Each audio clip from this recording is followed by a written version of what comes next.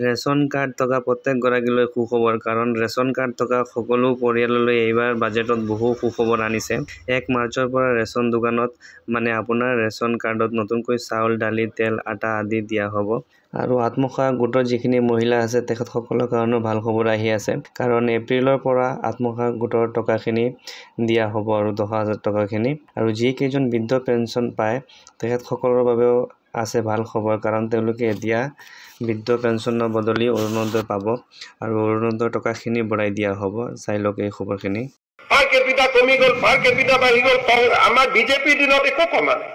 Nothing has কাম down. যদি কেতিয়াবা বিচাৰে মই লিষ্ট কৰি দিম।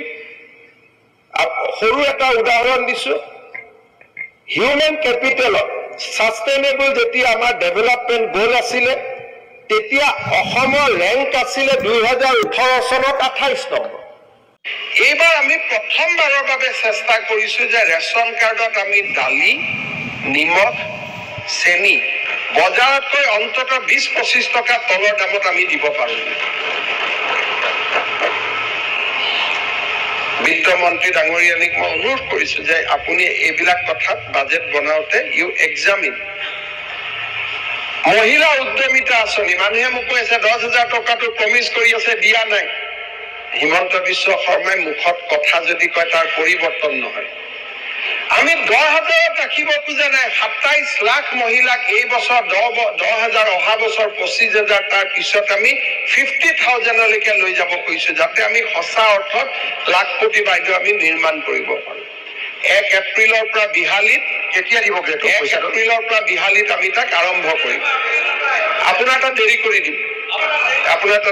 দিম, 1 এপ্ৰিলত আমি বিহালীত আমি ইয়াক আৰম্ভ কৰিব খুজিছো। আজি আপোনালোকক মই নিমন্ত্ৰণ কৰিছো যে 1 এপ্ৰিলৰ পৰা আমি বিহালীত আলোচনা কৰিম, ইয়াক আৰম্ভ কৰিম। আজি প্ৰথমবাৰৰ বাবে 3টা বছৰ APDCLত কণ্টিনিউৱাছ প্ৰফিট হোৱাৰ পিছত এইবাৰ আমি 1 মে'ৰ পৰা বা 1 এপ্ৰিলৰ পৰা ইলেক্ট্ৰিচিটিৰ দামো অন্তত 1 টকা পৰৱৰ্তী সময়ত আৰু 50 পইচা আমি লাহে লাহে এতিয়া কমোৱাৰ প্ৰক্ৰিয়া আৰম্ভ কৰিব খুজিছো। ডিগ্ৰী পাছ কৰা ষ্টুডেণ্ট এজন পৰীক্ষাত ইণ্টাৰভিউ দিব লাগে, পৰীক্ষাত দিব লাগে, বিভিন্ন জেগাত যাব লাগে, দেউতা মাৰ পৰা টকা খুজিব নোৱাৰে। অন্তত এবছৰৰ কাৰণে মই নিবনুৱা ভাত্তা বুলি ক'ব খোজা নাই, প্ৰেৰণাদায়ক ভাত্তা এটা দিব পাৰো নেকি, তাৰো আমি চিন্তা চৰ্চা আৰম্ভ কৰিম। বৃদ্ধ পেঞ্চনটো 250 টকা হৈ আছে। বৃদ্ধ পেঞ্চন অন্তত 3,000 মান টকা কৰিব পাৰিলে ভাল আছে। বৃদ্ধ পেঞ্চনটো অসমত বৃদ্ধ পেঞ্চন, বিধৱা পেঞ্চনৰ মানুহসকলক আমি অৰুণোদয়লৈকে কনভাৰ্ট কৰি আছো। বিধৱা পেঞ্চনৰ 3 লাখ মহিলাক আমি ইতিমধ্যে বিধৱা পেঞ্চনৰ পৰা কাটি অৰুণোদয় যোগ কৰি দিলো। 1200 পাই গ'ল তেওঁলোকৰ, 1250 আৰু বাঢ়ি গৈ থাকিব। গতিকে প্ৰথমবাৰৰ বাবে আমি এখন নতুন অসম নিৰ্মাণৰ কামত আগবাঢ়িছো। ৰাজনৈতিক সমালোচনা যিয়ে নহওক কিয়, অসমৰ শান্তিৰ পৰিৱেশ, অসমৰ প্ৰকৃত পৰিৱেশ একোজন মন্ত্ৰীয়ে, একোজন বিধায়কে যেনেকে 30 কোটি টকা PWৰ কাৰণে খোজে, 20 কোটি খোজে, অসম মালা খোজে, সিয়ে প্ৰমাণ কৰে যে এইখন চৰকাৰৰ সক্ষমতাৰ ওপৰত আজি মানুহৰ কাৰো সন্দেহ নাই।